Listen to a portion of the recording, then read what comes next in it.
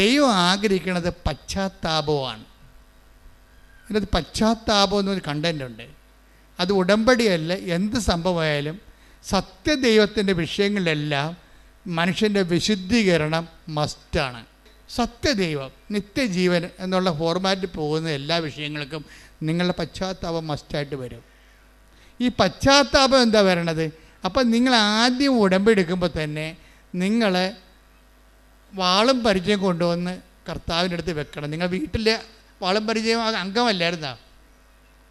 അല്ലേ? ആദ്യം ഇത് വാളും പരിചയം കൊണ്ടുവന്ന് വെക്കണം. ഇപ്പം നിങ്ങൾ വാളും പരിചയം കൊണ്ട് അവൾ നല്ല വെട്ടിയപ്പോഴാണല്ലോ ഇപ്പോൾ വക്കീലിൻ്റെ അടുത്ത് കൊടുത്തിരിക്കണത്. നിങ്ങളുടെ വാളും പരിചയമൊക്കെ വക്കീൽ വെട്ടിക്കൊള്ളാൻ പറയും. എന്നിട്ട് ജഡ്ജി തീരുമാനിക്കണം ആര് ജയിച്ചെന്ന് പറയും. നിങ്ങൾ വിചാരിച്ച കോടതിയിൽ നിങ്ങളുടെ വിഷയങ്ങൾ ചെല്ലണത് തന്നെ നിങ്ങൾക്ക് നാണക്കേടാണെന്ന്. എന്താ കാര്യം? നിങ്ങൾ ജയിച്ചാൽ ഓന്തോടിയാൽ വെയിലി വരെ, ചെമ്മീൻ ചാടിയാൽ ചട്ടി വരെ. അത്രേ ഉള്ളൂ. നിങ്ങൾ ജയിച്ച എത്ര കൊല്ലത്തേക്ക് ജയിക്കാൻ പറ്റും? നിങ്ങൾക്ക് ഈ ജീവിതത്തെ മാത്രം ജയിക്കാൻ പറ്റും. മേ ബി ഒരു 40 കൊല്ലമാണ് മാക്സിമം.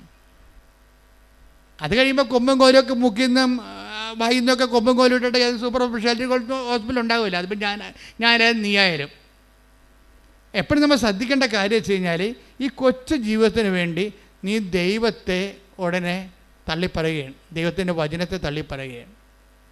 ദൈവത്തിൻ്റെ പദ്ധതി അനുസരിച്ച് കൊണ്ട് ഞങ്ങൾ എന്താണ് ചെയ്യേണ്ടത് ദൈവത്തോട് ചോദിക്കണം.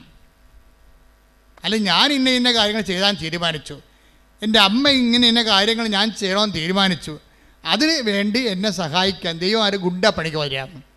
നിൻ്റെ അമ്മ എന്നോട് പറഞ്ഞിട്ടുണ്ട് ഇന്ന കാര്യങ്ങൾ ചെയ്യേണ്ടതെന്ന്. അതുകൊണ്ട് ഞങ്ങൾ ഇന്ന കാര്യങ്ങൾ ചെയ്യാൻ തീരുമാനിച്ചു, അതുകൊണ്ട് ഞങ്ങളെ സപ്പോർട്ട് ചെയ്യണം. ദൈവം ആരാണ്? നിൻ്റെ ഗുണ്ട പണിക്ക് വേണ്ടി വരാൻ പോകണം. നീ എൻ്റെ കൊട്ടേഷൻ എടുത്തിരിക്കണം, ഉടമ്പടിയാണ് നീ എടുത്തിരിക്കണം, കൊട്ടേഷനാണ് എടുത്തിരിക്കണം മാതാവിൻ്റെ. അപ്പോൾ അഭ്യാസം കാണിക്കാതെ സത്യസന്ധമായിട്ട് ഹൃദയം നുറുങ്ങാൻ വേണ്ടി പ്രാർത്ഥിക്കണം. ഉടമ്പടിയിൽ എല്ലാത്തിനും രഹസ്യ അജണ്ടകളുണ്ട്.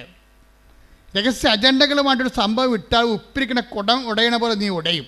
പ്രാർത്ഥിക്കുക, കർത്താവായ ദൈവമേ, വിശുദ്ധമായ ഉടമ്പടി വിശുദ്ധിയോടെ നിർവഹിക്കുവാൻ വിശുദ്ധമായ മനസ്സാക്ഷിയാൽ എന്നെ സ്നാനപ്പെടുത്തണമേ. ഹല്ലേലൂയ.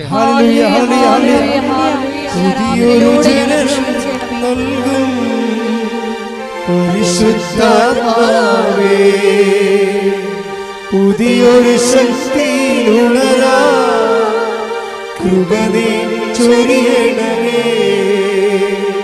പരിശുദ്ധാത്മാവേ